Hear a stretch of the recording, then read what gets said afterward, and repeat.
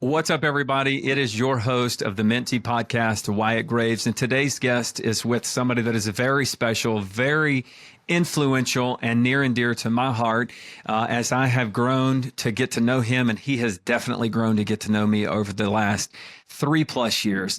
My guest today is Ron Patulski. This is the second time that he's been on the Mint Tea, and today I invited him on the show because it's important to me to share with you a front row seat to the behind the scenes journey of what it takes for me to be who I am, for me to show up and achieve the things that I'm achieving, to be the leader that I'm being to my team, to be the husband, the father to my family. It's not easy. And Ron and I meet once every 2 weeks. He is my performance coach. He gets me out of my head. He's the one that talks to me about the programming that I have, which may not be serving my desired future self. He helps me see things through a different lens. And there is never a time in the last, like I said, 3+, maybe 4 years that I have had a call with him I wished I didn't have. We talk about hard things, we talk about easy things, and everything in between on those calls. And I want to give you a perspective of the kinds of things that we talk about that help me show up a little bit better day in, day out with all of the demands that I have with all of the roles that I play. So with that, let's get into my incredible conversation today with Ron Patulski so that you might be able to take some of the same lessons and apply to your life. Let's go talk to Ron.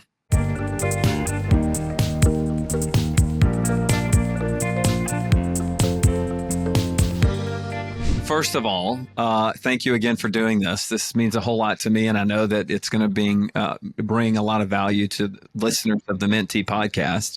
For the people that are listening, you've been on the show once before, and the reason that I like having you on the show is because this show is a front row seat to the behind-the-scenes journey of my life as a husband, as a father, and as a highly driven entrepreneur, right? With a great big vision. Right. And what I do, I don't think it's easy. I used to think it was easy until the last couple of years.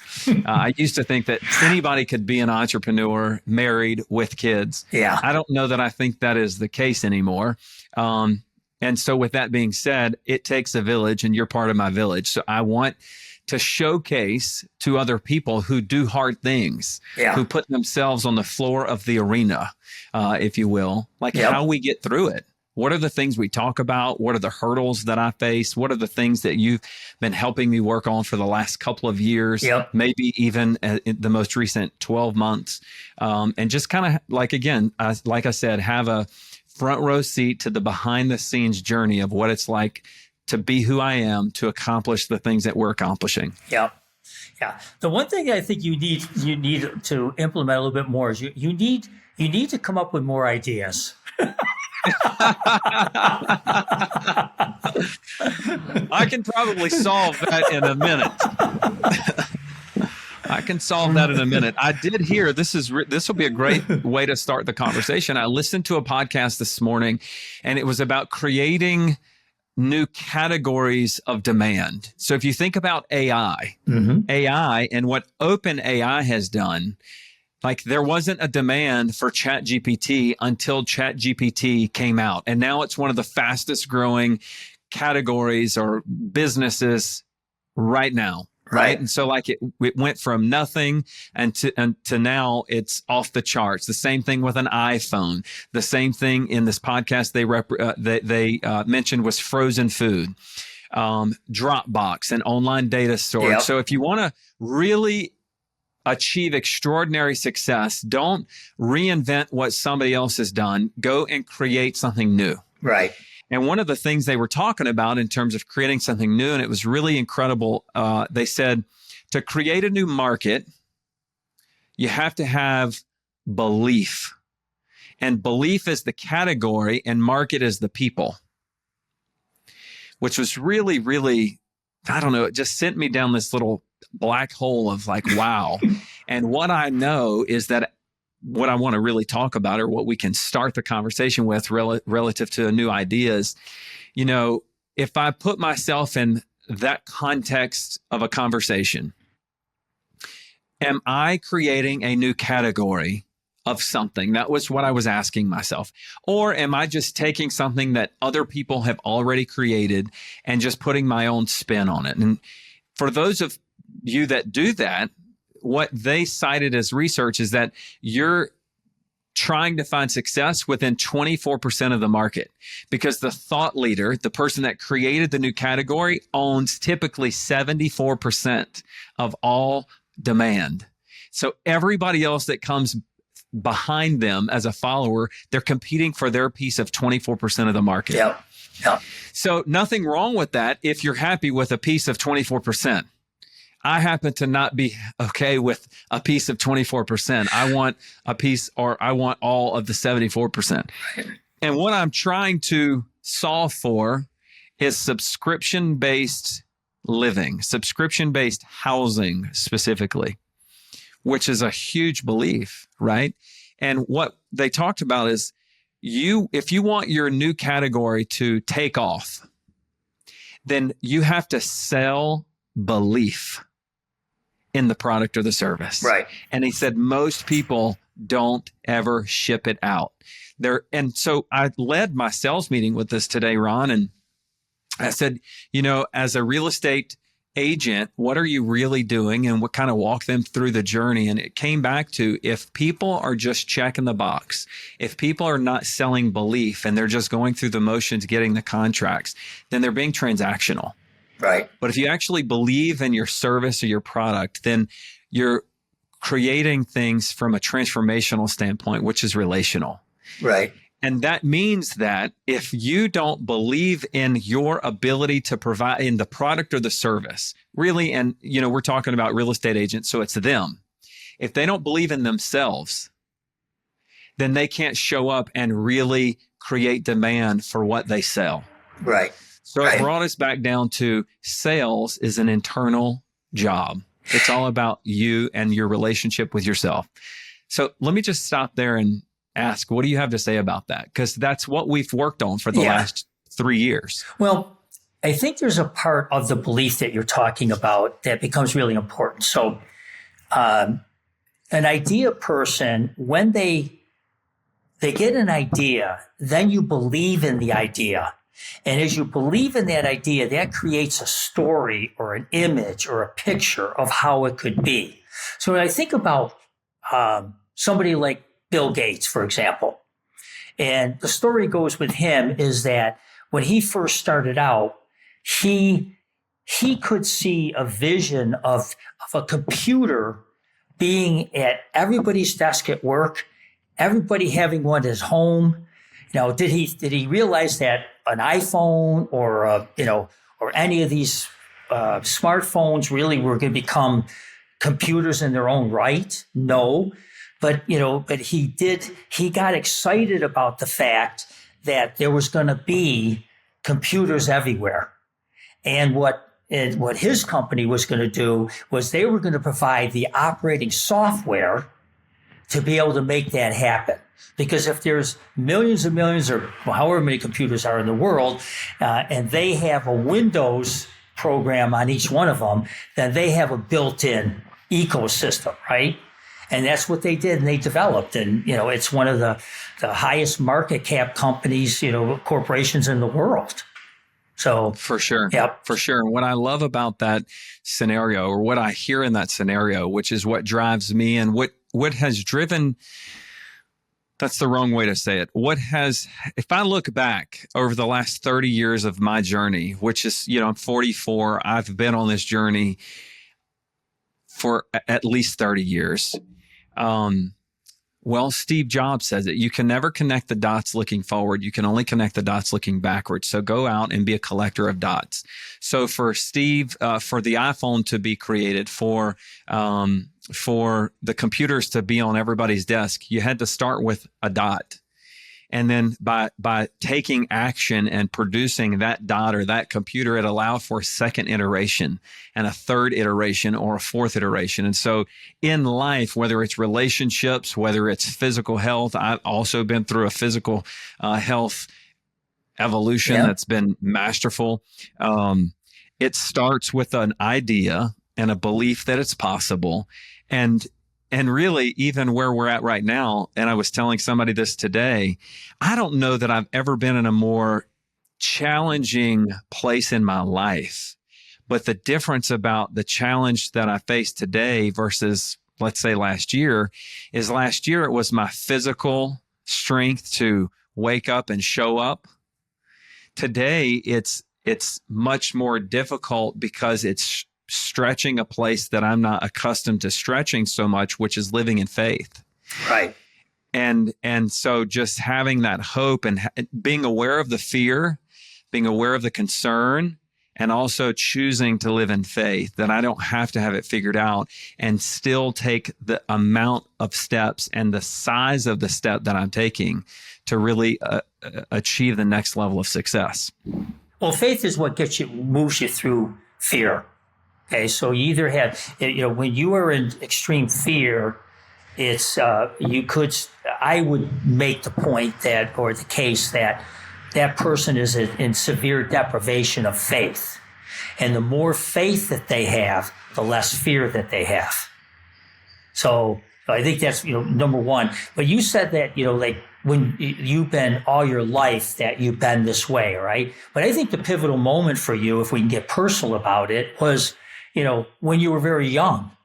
Like when you went to grade school and you wanted different genes, okay? That was already the start of you envisioning something different for your life. Nothing against your upbringing, nothing against your parents, nothing against your relatives. They're all good people, right? We are who we are because of that. But there's something was inside of you, like most successful people, that they want more, okay? And it's not a bad thing in that regard. It's just there's something about that. And so that process at a very early age took flight for you. What you've been working through in our work together is the programming that's falsely got in the way of that. And as you've been able to undo that programming, and it's a process, because you and I, we laugh about this. We're going to go to our grave, right? We're never going to get there. There's no place to arrive. And who cares, right? But it certainly is a lot of fun and very gratifying as you start to see unravel things and you start to get to be a different person. You start to be different in a situation and it gets a different result. And we're not just talking about money. We're talking about, a relationship or being able to connect with people at a different level, to be able to impact at a different level. And actually, I would make the case that is part of an evolution of somebody like you, for example, who wants to make a difference in the world. The universe or God, depending on what your persuasion is or what you want to call that higher force, will orchestrate that for you. But what we are required to do is to place that order, to say, give me the strength, give me the faith. This is what I envision. I don't know how I'm going to get there, but I see myself getting there. If we go, that is a great, just to give context to that story, right? I guess you've got to be 40 or older to remember the old blue jeans, Jabot jeans. And I have shared with Ron, must have been, I don't know, way back in the day when Jabot jeans came out, we could not afford the Jabot jeans from Dillard's. So we went to the knockoff store and found the ones that either had some defects or that never sold. And that's how we bought the first pair of my Jabot jeans. And so that's the context of which Ron is talking about. But the question is, right, because you said it was already in me, and isn't it in everybody, that potential? And then some people actually choose to act on it. Because that's one of the things that I come into, I don't know, I'm challenged. There's people, even for an example now, there's people that have shown up to some of my workshops and they say they want to level up, yet they won't take the action to actually do it. They won't commit to the mastermind. They won't pay their money. And they come up with other excuses and other priorities that, right? So they say they want it, but they won't do the work to get it. So is it really a matter of everybody having that potential and some of us choose to lean into it and some of us don't? Yeah, I would. I think that we could say that everybody has the potential. Then the question is what is the barrier to that potential? And so, is it fear? Is it deep-seated beliefs that we're not part of the select few, or it could never happen? I'll give you an example of this. I remember in college, I went to a state university in New York, and I was majoring in accounting, which was a CPA track.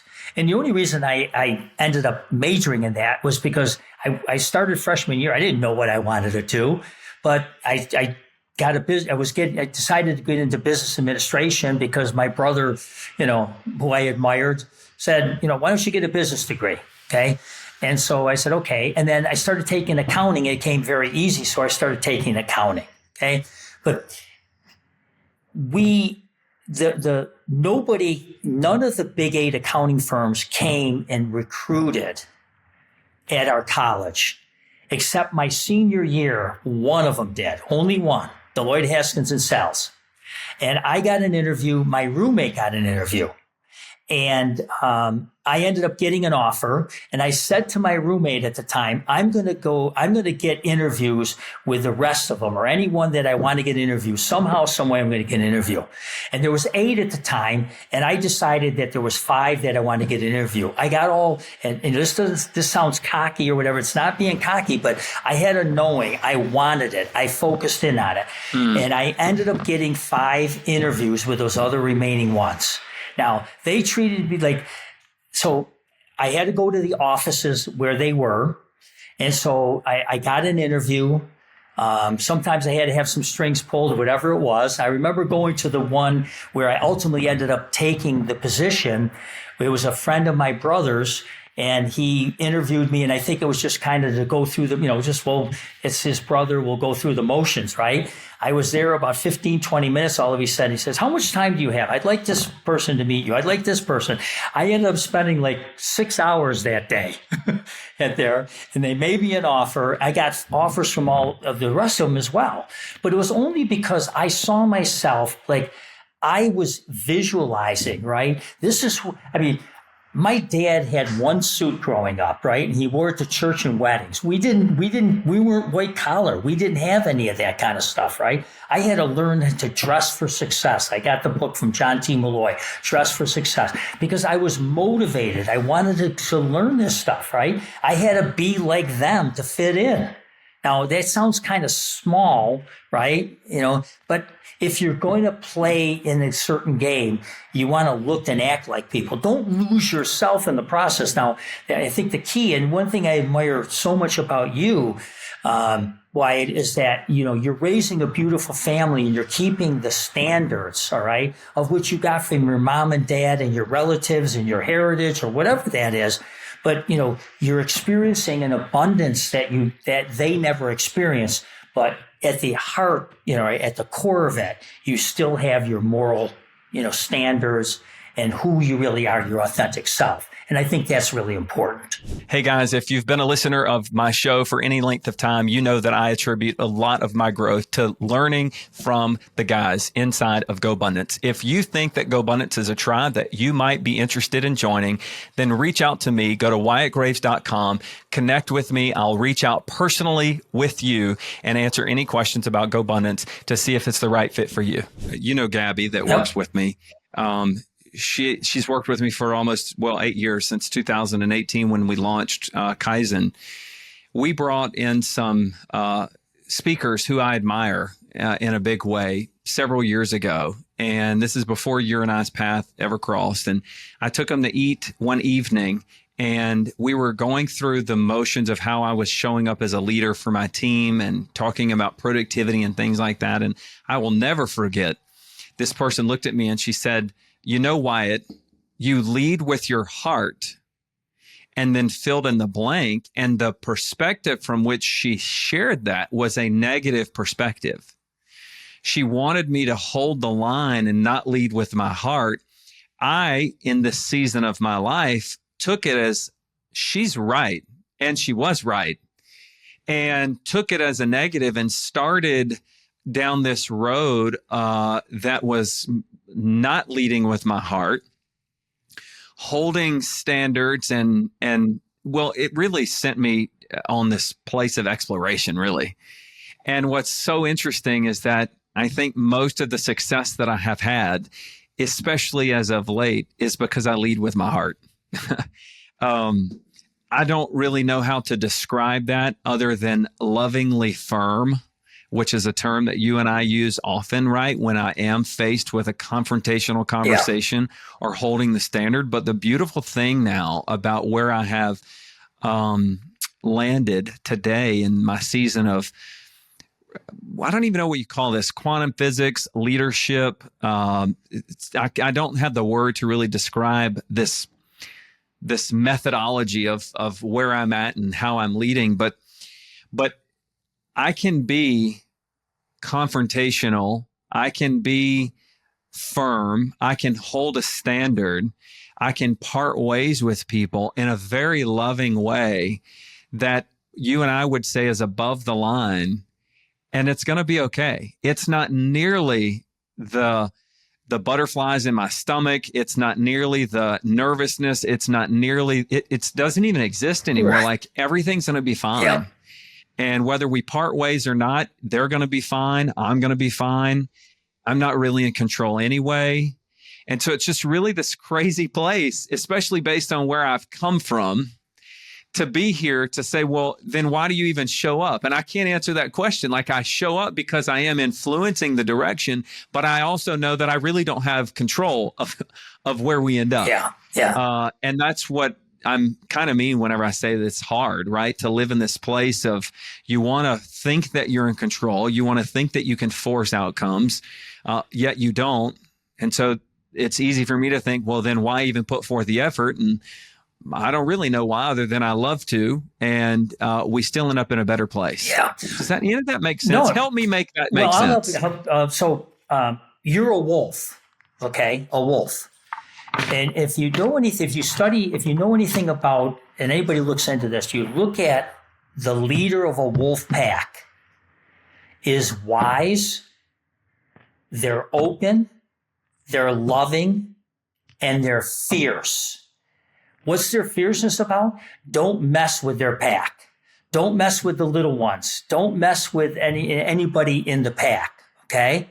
They are fierce like you wouldn't believe, but they're also wise, open, and loving, okay? And so it's actually, and I've been in business now, I'm going to be 68. I've been at this game for do the math, 21. Well, actually, I was in business in my teens, right? Always had some side hustle going on, but at any rate, however long it's been, the misnomer that I've seen is that you have to be, you have to be a tough person. You have to have a tough skin. You got to lead with a tough skin. I never believed that. In fact, I had the opportunity.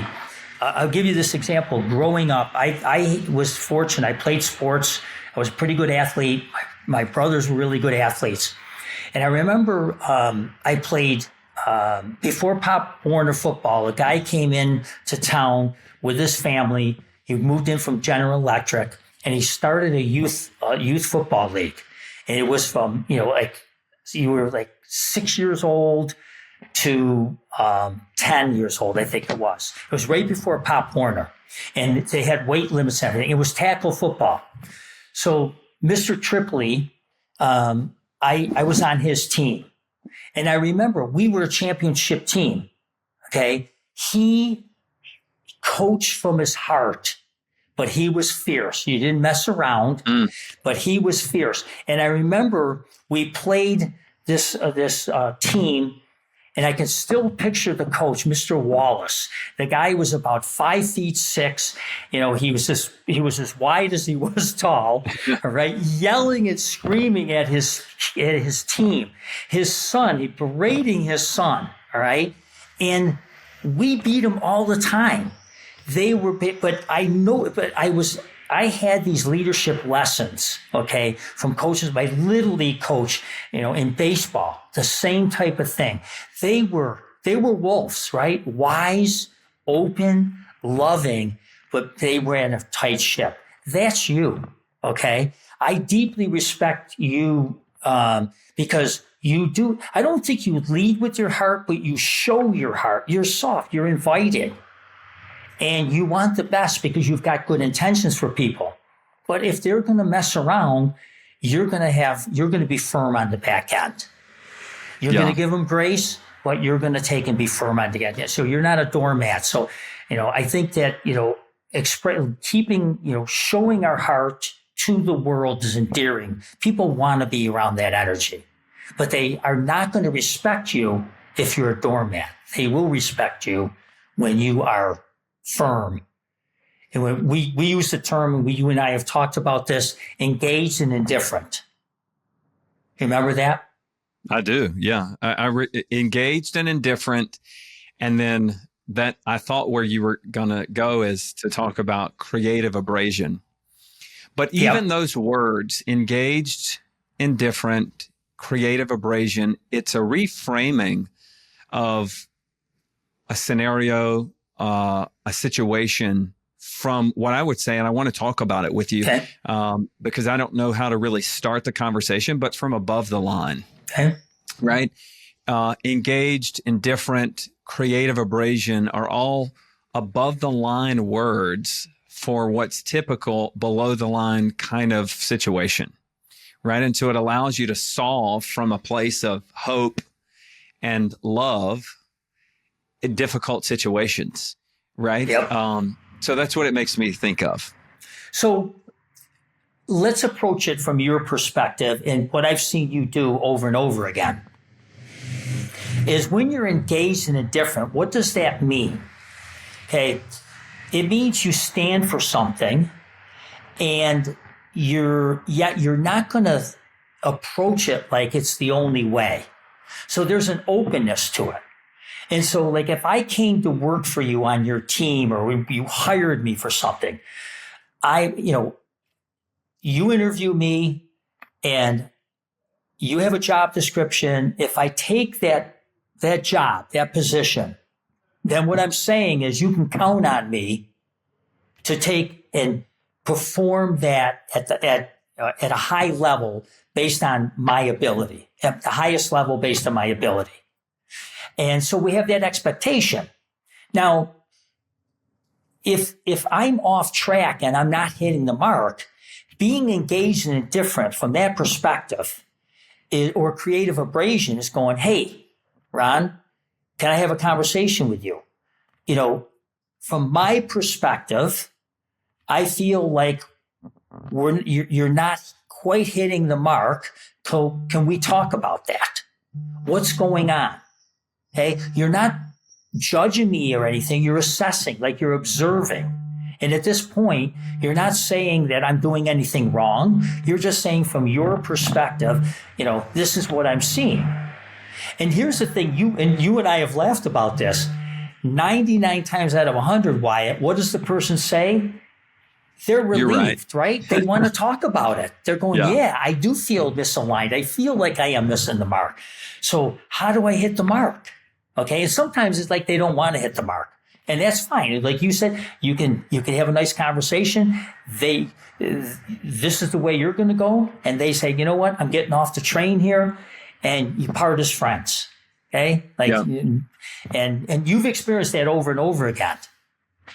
Yeah, to frame that even in some very timely and relevant situations that I'm in right now, I will never forget the saying. This is a core memory that you said, Wyatt, you've been a Ferrari revving your engine at the red light for too damn long. It's time to pop the clutch and let's go. And that's so true. That's why I will never forget it. It was a way of saying, right, like take action. But what's so interesting about where I'm at today, and like for all of my listeners, this is so new. This is like hot off the press where I'm at in the season of life. I mean, for probably a year, maybe longer, you started to tell me that the business lines that I own and operate need more oxygen. And oxygen was more time from me in terms of coaching, teaching, and mentoring, or somebody else that can, right? An integrator. And so if I wanted to go wide and not an inch wide and a mile deep, if I wanted to go a mile wide and a mile deep, that I had to figure out how to get more oxygen to the leaders that I had or hire leaders that didn't need me. And so it took a year or a year and a half, and we're still talking about it. I've not hired some of these people. And then all of a sudden you make that scenario, right, of the car that's revving his engine, right? Just a lot of talk, but let's pop the clutch and go. And that sent me into a new season of awareness. And, I don't know if it was opportunity that I had created over the last year and a half or things that finally started to give way, but for whatever it is, like I heard the message loud and clear. And for me, in the last 60 days, we've hired an in-house CPA that's serving as our controller, a part-time that's working into becoming full-time chief financial officer, a chief marketing officer, a fractional chief technology officer. Like we've made some big hires. Yeah, and they're going to change the game for you. They already have. Yeah. And that's where I'm having to lead with faith because these people don't show up and ask me how to do things. Right. And because they're not asking me how, I don't know if they're doing it the way that I would do it.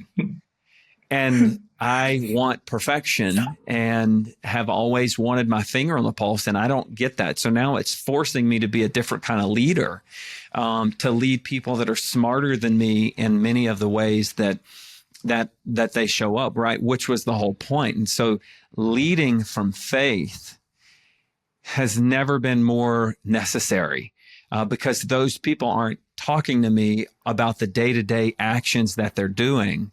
They're just executing. And I don't have, a direct line on every little move and decision that they're making. Yeah. I'm not used to being that kind of leader. Yeah. But we've popped the clutch. We're going. And I'm waiting on the results to show up. Right.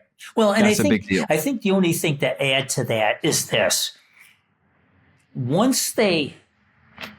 there's an alignment with your vision, okay, or the vision of your enterprise, that person, whether it's a CFO or whether it's a CMO, whatever, right?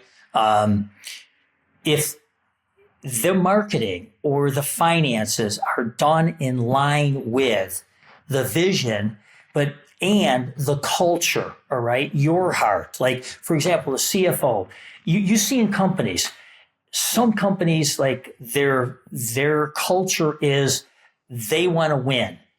And it almost looks like it almost at any cost, okay? Tough to do business with people like that because if they're out to win, what does that do for you, right? You have to lose. And nobody likes to feel like they're going to lose, okay? So you get to trust these people when they have an alignment or you feel comfortable. There's enough trust that they align with your values, your culture, and enough of the vision. And that's when it becomes, something becomes exponential because now they become a piece of you. And now you truly are multiplying your impact at the integration level, which then that's the fertilizer and the water and the sun for the plant that you planted, that business that you've started. And that's when it starts to take off.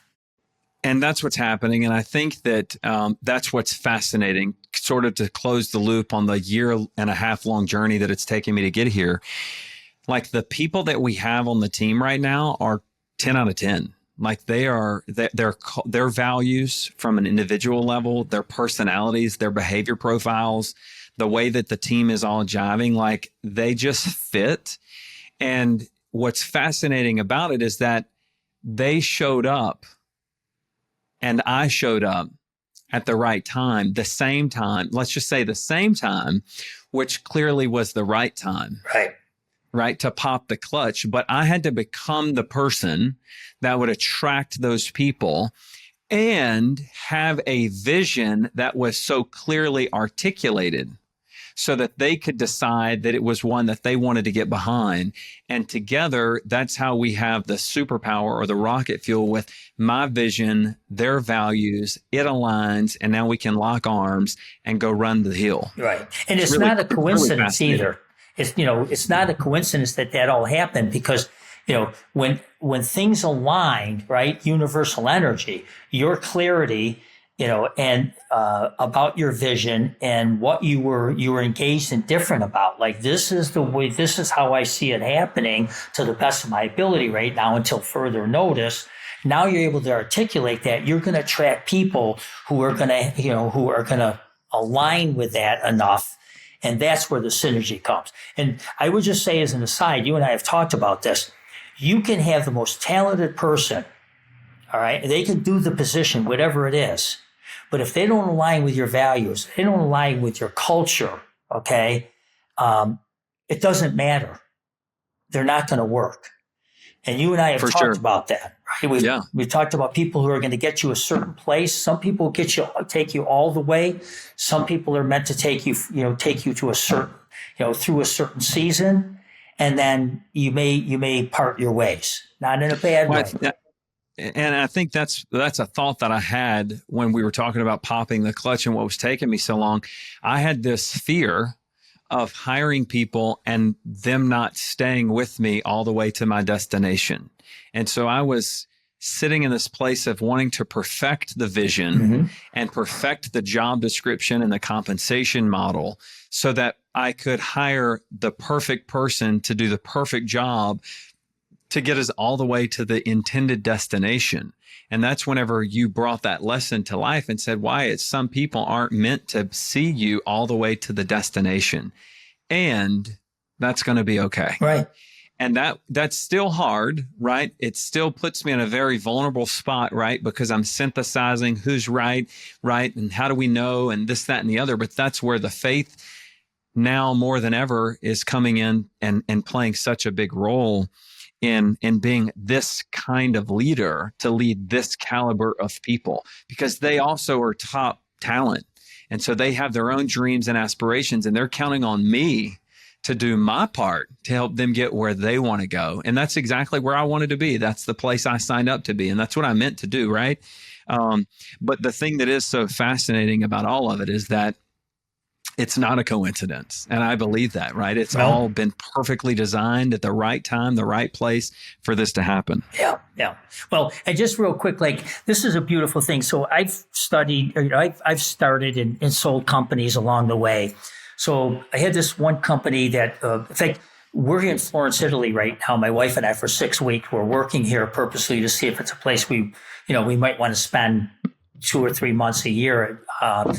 And so anyways, my wife Kate saw on Facebook that Alicia was going to be coming to Italy with her husband. Now, who was Alicia? Alicia is somebody we hired 32 years ago for 2 of our companies as a CFO.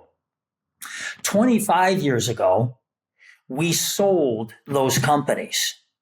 Alicia is still with those companies as a CFO, and we had lunch with her, and I hadn't seen her in 20 years. She shared that with a big smile on her face that her vision is to retire from that company.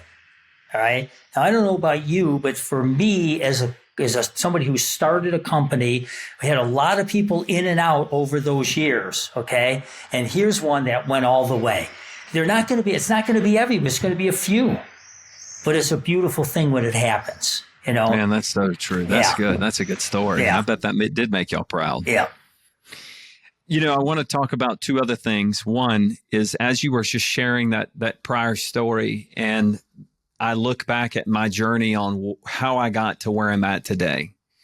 There are so many, like in this conversation, these instances flashed before my mind of key decisions that I had to make, which were scary as hell, which were expensive, big, masterminds, coaching conversations, events that required a big investment from me with time, energy, money, courage, like putting myself in rooms with people that I had massive respect for because I perceived their success to be way, way bigger than anything I've ever accomplished.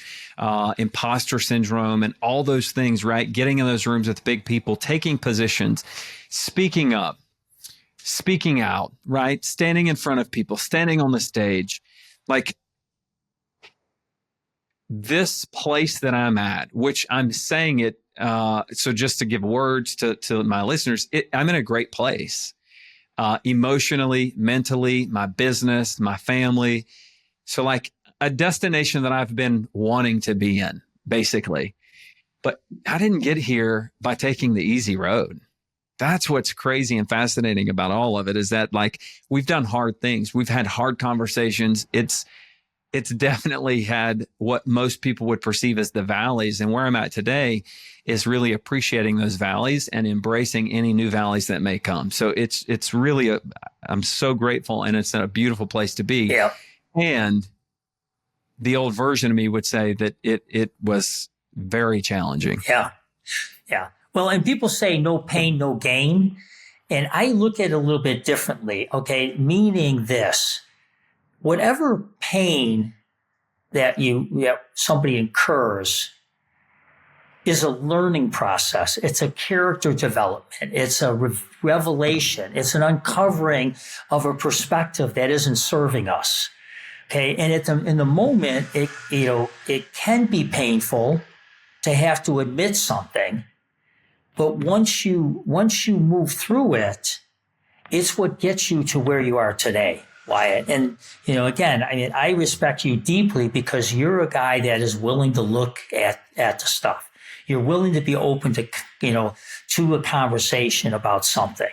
And, I think the most valuable people in our life are the people who are willing with love to be able to share observations that they see about us that could be something revealing that could get us to a different level.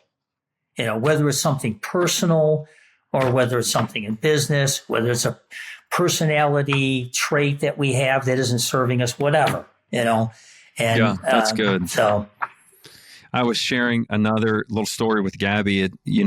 I think that we all have these things. You said pain is a learning process, and it's a process of uncovering something that isn't serving us, and I added my own words, our desired future self. Mm-hmm. And so what a beautiful place to be when you have a tribe of people that can share, that can hold the mirror up in love and say, hey, here's a blind spot of something that is holding you back. And then that person be willing to receive it and open to exploring that, right? When you have a community of those kind of people that can both share feedback and receive feedback, you can really accelerate the process in a very fun and adventurous way. Yeah, huge breakthroughs come from that. I think back a couple of years ago when you did that, what was it, a retreat, did you call it? Yeah, remember? 2023. Yep. And, I came out and talked for a little bit, and you could just feel the energy in that room, all right, the openness, and then what came out of it, like the things that you shared with me were just like, I mean, massive. Yeah. I mean, you have to experience it actually to really understand the possibility of it. For sure. Yeah. There is no doubt about it. I mean, every one of those people have had massive shifts in their identity and the lives that they live. I mean, massive. It's been incredible. In fact, you don't know this yet, but we're putting another one of those back on the agenda for next year. So it's just June of 2025 right now. We're looking at the first part of 2026. We're going to host another one. So I'm excited about that. Let me end with, let's talk about above the line, Ron. Okay. Like, where do you start with describing, I say it all the time. A lot of the people in my inner circle know what I mean when I'm talking about above the line, but that's because they've had several iterations of me holding up the map of consciousness from Dr. David Hawkins, and we've looked at the words, but What is all that based on? It's based on some presuppositions or some basic principles of energy and emotions. Can you just kind of give an overview of that at a high level? Yeah. So Hawkins' scale of consciousness is based on 17 levels of energy or consciousness. And I coined the phrase above the line and below the line. From what I can tell, doesn't matter. If somebody else did, great. But so below the line are the eight levels from the bottom up. At level number 1, it's, if you put it in a number, he assigned a number 20. Okay. At the top, which is light, enlightenment or light, it's 1,000. So you can see from level 1 at 20 to level 17, 1,000, 1,000 is a lot better than 20 or a lot bigger than 20, right? And so you go 20, 40, 60, 80, 100, and those levels are shame, deepest, darkest human emotion, level of consciousness, guilt, apathy, grief, fear, desire, which is want equals lack, anger, and pride. Those are the 8 that are below the line. Believe it or not, pride, being prideful, we hold firm to things. We treat people, we react and don't want to admit something out of pride. All of those are negative in terms of the consciousness and the energy level that they give off. They don't attract anything, anything worthwhile. Above the line starts at courage, and it goes all the way up 9 more levels to enlightenment.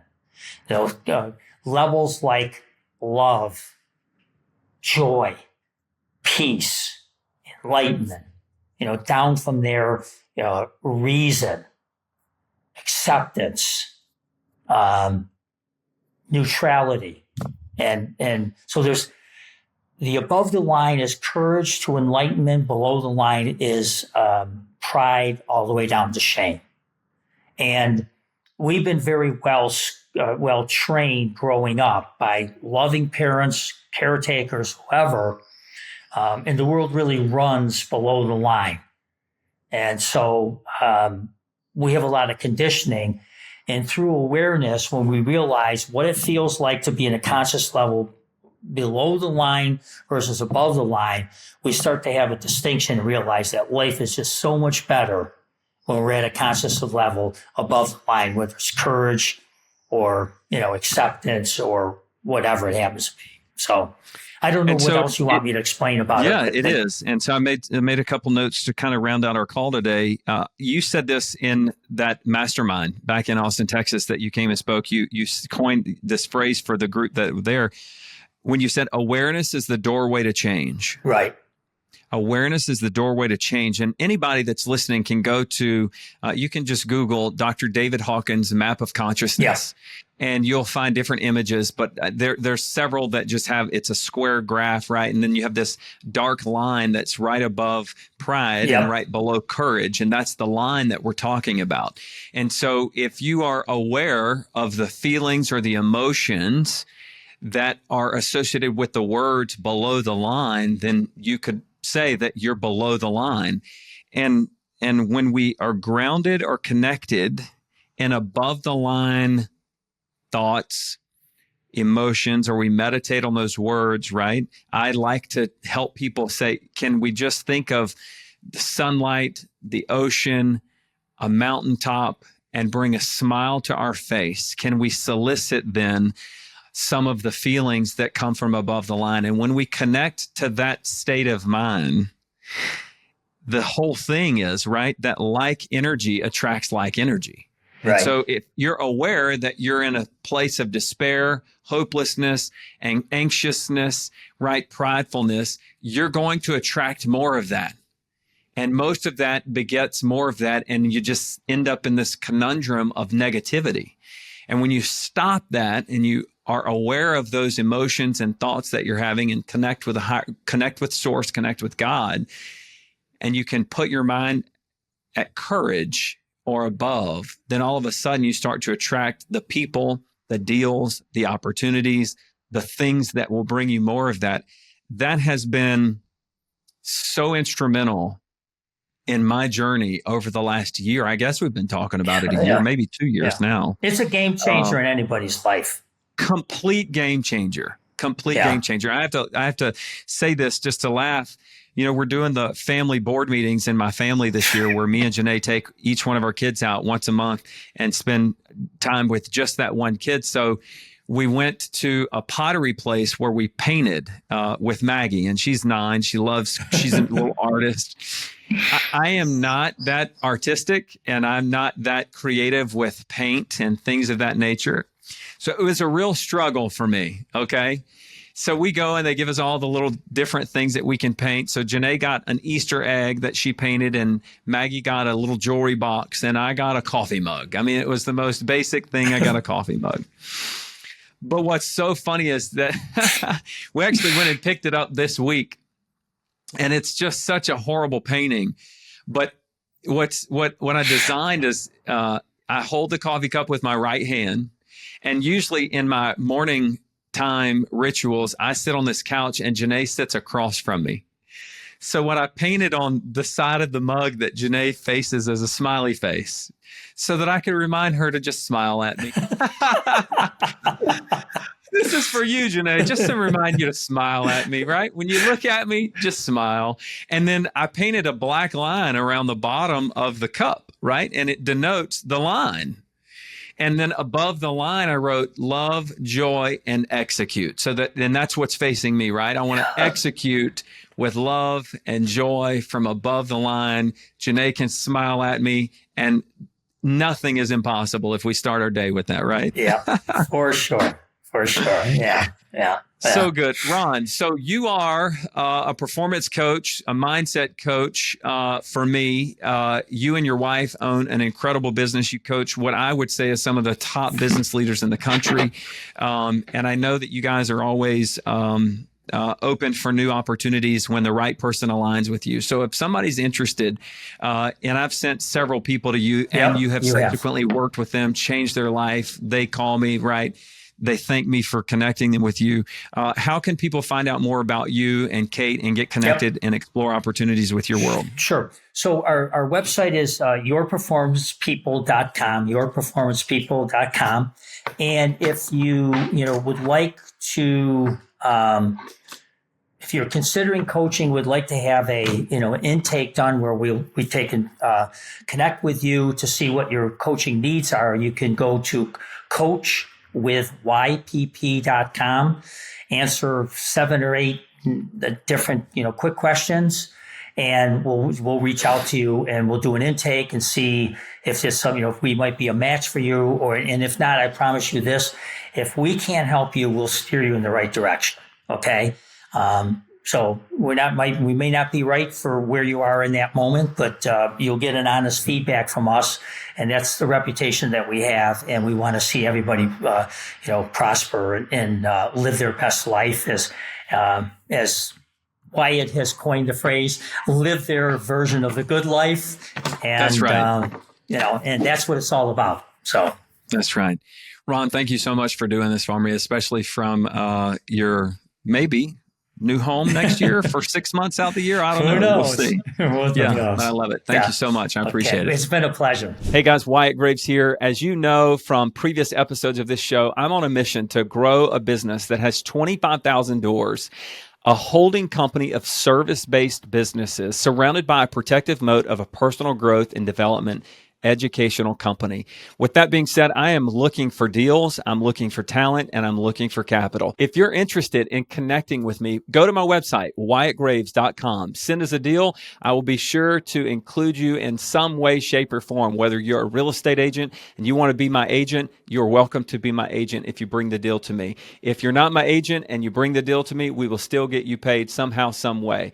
If you want to work inside of our world, then drop me a line, send me an email, connect with me. We're interested in attracting level 5 talent.